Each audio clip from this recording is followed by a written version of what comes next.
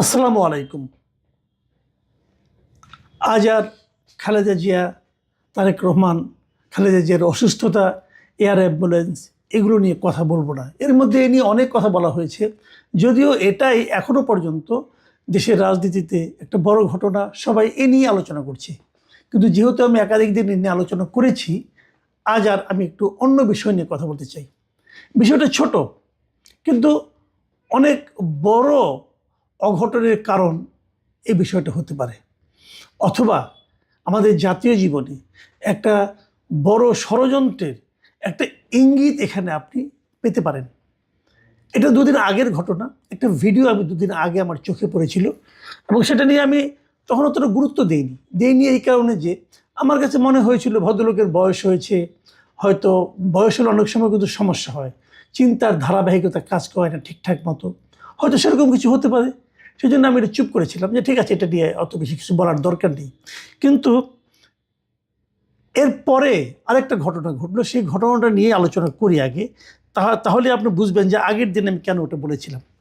পরের ঘটনাটা হলো ডিসেম্বরের 2 তারিখে, গত মঙ্গলবার আর কি, জাতীয় প্রেস ক্লাবে একটা আলোচনা সভা হচ্ছিল।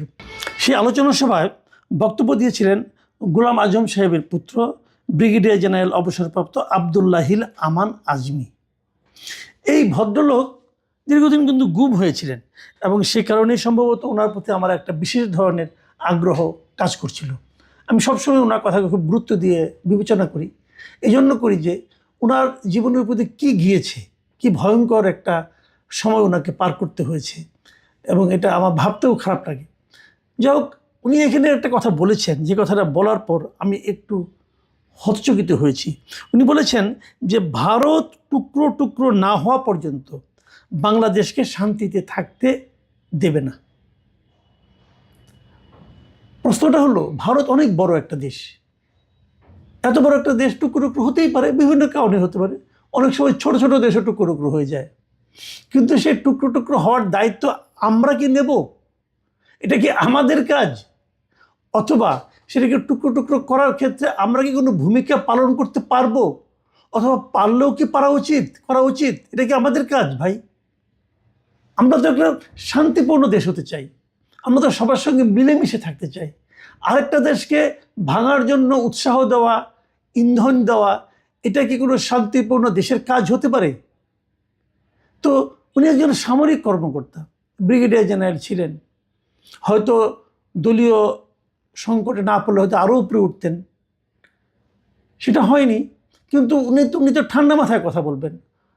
আমি বুঝি না, মাঝে মাঝে সামরিক বাহিনী কিছু কিছু অবসরপ্রাপ্ত কর্মকর্তাদের দেখি এমন এমন সব কথা বলেন যে মাথা এলোমেলো হয়ে যায়। এটা আসলে কী বলছেন? তার মধ্যে উনি একজন দেখলাম।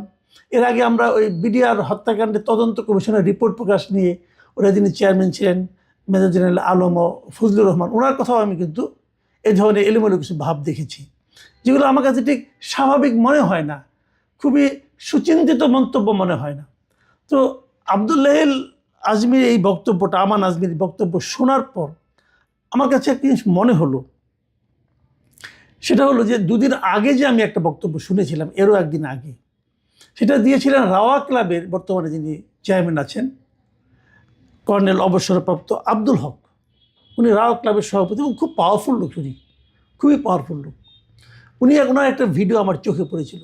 আমি সেই ভিডিওটাতে দেখেছি, এবং আমি এটা কথা বলে রাখি, আমাদের এই যে জুলাইয়ের যে আন্দোলন, গত বছরের জুলাইয়ের আন্দোলন, সেই আন্দোলনে কিন্তু আব্দুল হক সাহেব খুব গুরুত্বপূর্ণ ভূমিকা রেখেছিলেন। অবসরপ্রাপ্ত সামরিক কর্মকর্তা হিসাবে ওনার ভূমিকা অবশ্যই আমি মনে করব প্রশংসনীয় ভূমিকা। কিন্তু এই আব্দুল হক সাহেব দুদিন আগে একটা ভিডিওতে, একটা জায়গায়, একটা অনুষ্ঠানে উনি যা বললেন, তার যে ভিডিওটা আমি দেখেছি, এই ভিডিওর বক্তব্যটা না আমার কাছে তখনই ডাইজেস্ট হয়নি যে উনি আসলে কী বলছেন। এত সিনিয়র, এত রেসপন্সিবল একজন সিটিজেন এই ধরনের কথা উনি কীভাবে বলেন? উনি কী বলেছেন আমি ভিডিওটা আপনাদের দেখাতে পারলে ভালো হতো, তো না দেখালেও ক্ষতি হবে না, কারণ আমি ওনার বক্তব্যটা হু নোট করে আপনাদেরকে পড়ে শোনাচ্ছি। উনি যেটা বলেছেন শুনুন আপনারা। উনি বলেছেন যে ভারত আমাদেরকে শান্তিতে থাকতে দেবে না, অতএব ভারতকেও আমরা শান্তিতে থাকতে দেবো না। এই প্রসঙ্গে যে উনি বলেছেন যে আমাদের যুবকদেরকে সামরিক প্রশিক্ষণ দিতে হবে, যেটা অলরেডি শুরু হয়ে গেছে, এবং তারপরে বলেছেন তারা আমাদের দেশকে দখল করতে চায়। আমরা কেন বসে থাকব? ডক্টর ইউনূস বলেছেন না সেভেন সিস্টার্সের কথা, যতক্ষণ পর্যন্ত না আমরা ওই সেভেন সিস্টার্সকে বিচ্ছিন্ন করতে পারবো, আলাদা 7টা রাষ্ট্র করতে পারবো, ততক্ষণ পর্যন্ত বাংলাদেশ নিরাপদ নয়। মানে আপনারা একটা কথা ভাবুন, একটা জিনিস, যে উনি প্রথম বলছেন ভারত আমাদের দেশকে দখল করতে চায়। এটা যে চায় হতে পারে, আমি জানি না, কিন্তু উনি কোথায় জানলেন? ওনার যারা সূত্রটা কি?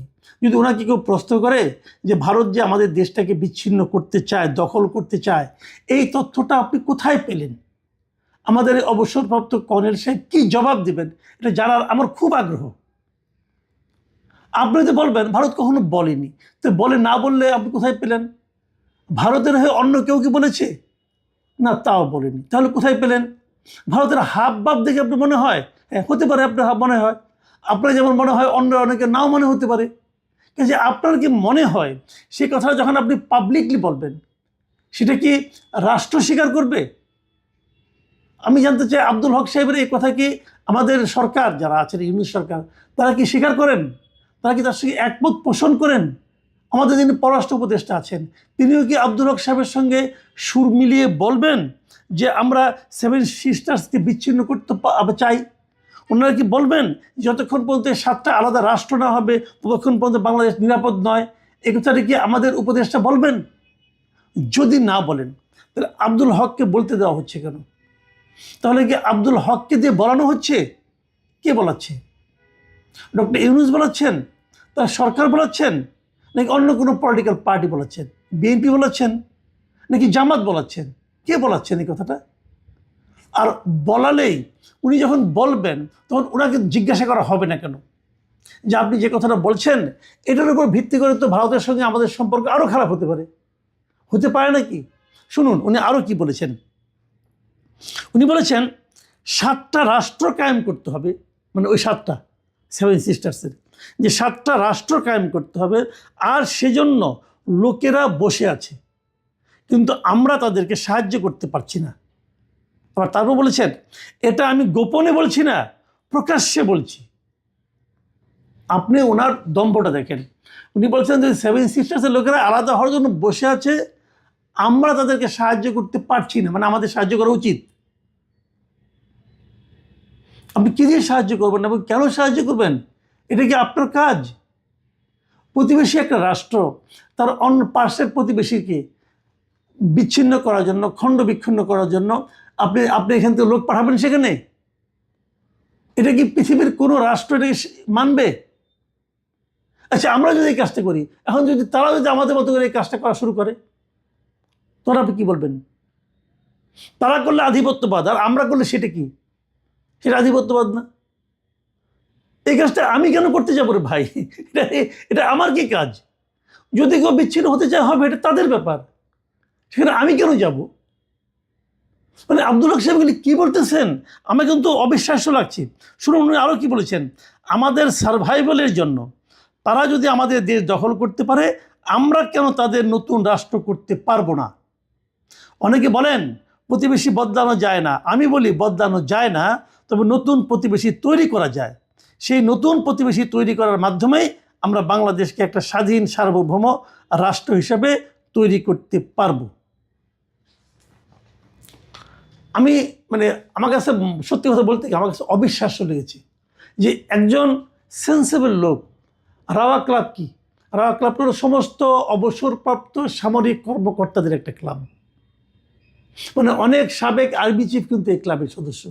সেই ক্লাবের সভাপতি তিনি বলতেছেন যে আমাদের পার্শ্ববর্তী দেশের 7টা যে দেশ আছে, সেভেন সিস্টার 7টা এদের রাজ্য আছে, সেই রাজ্যগুলিকে 7টা স্বাধীন রাষ্ট্র বানাতে হবে, সেই জন্য আমাদেরকে হেল্প করতে হবে, এবং এটা হলো আমাদের মূল কাজ।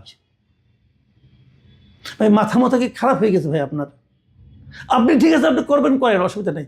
আপনারা আমাদেরকে পুরো দেশের জন্য একটা অশান্তি ডেকে আনতেছেন কেন? কি আছে আপনার ঢাল তলোয়ার নিয়ে যাবেন, করতে যাচ্ছেন? মাথা কি আসলে গেছে? তারও চেয়ে বড় কথা, আমি সবচেয়ে বড় দায় দিচ্ছি এই সরকারকে। এই সরকার এ ধরনের একজন লোককে কথা বলতে দিচ্ছে কেন? তাকে তার তো বাইরে চলাফেরা করে বিপজ্জনক আমি মনে করি। আর